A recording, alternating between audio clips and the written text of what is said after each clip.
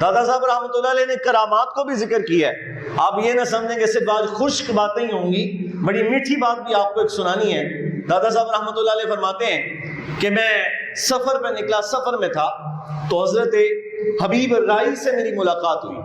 یہ بھی اللہ کے بڑے کامل ولی تھے. تو حال یہ تھا کہ دنیا سے کٹ کے بالکل علیحدہ جنگل میں وقت گزارتے. تو آپ نے نا کچھ بکریاں رکھی ہوئی تھی.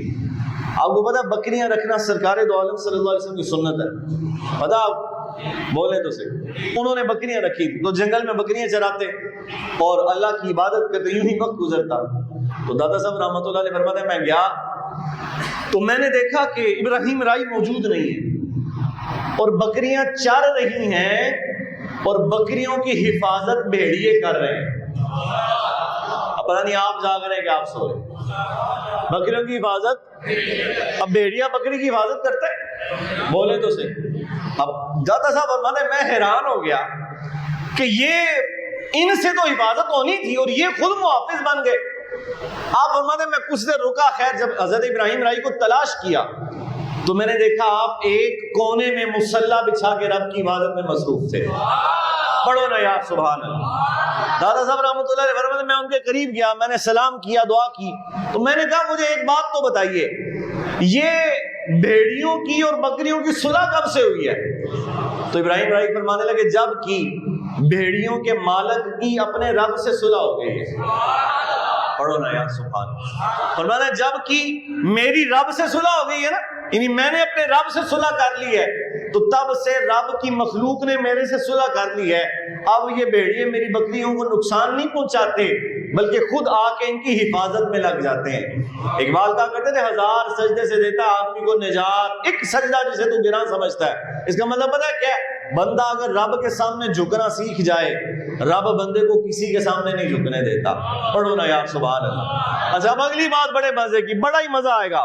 دادا صاحب فرماتے ہیں ظاہر ہے میں سفر کر کے گیا تھا اور میں مہمان بھی تھا ان کا. تو میں نے ان سے کہا کہ مجھے پیاس کی شدت ہے، کچھ پینے کے لیے چاہیے. تو ابراہیم رائی نے اپنا برتن اٹھایا اور ایک پتھر کے نیچے اپنے برتن کو رکھا.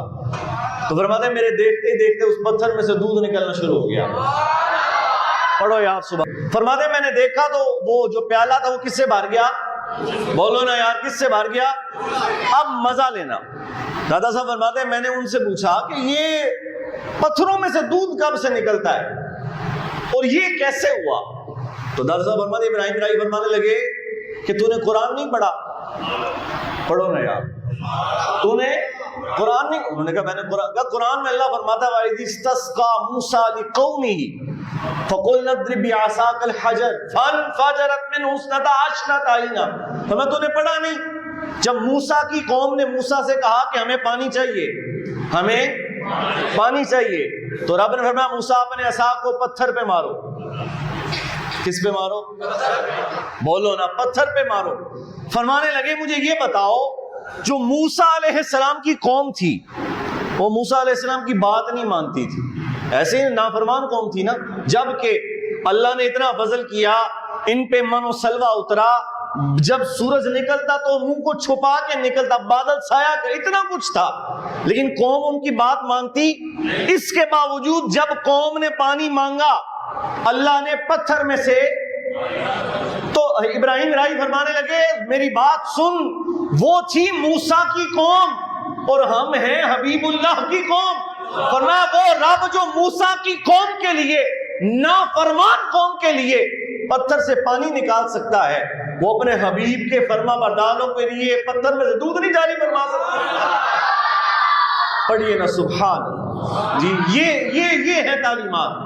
یہ ہے آج عقیدہ سمجھنے کا کہ دادا صاحب رحمت اللہ علیہ نے ہمیں رب سے جوڑا کیسے ہے، ہمیں سرکار دو عالم صلی اللہ علیہ وسلم کے ساتھ جمع کیسے کیا ہے، ہمیں حضور کی محبت کیسے سکھائی ہے کہ آپ جگہ جگہ اپنی کتاب میں ایک ہی بات سمجھاتے ہیں کہ بندے کا تعلق رب سے ہونا چاہیے اور بندے کا تعلق رب کے محبوب کریم صلی اللہ علیہ وسلم سے ہونا چاہیے.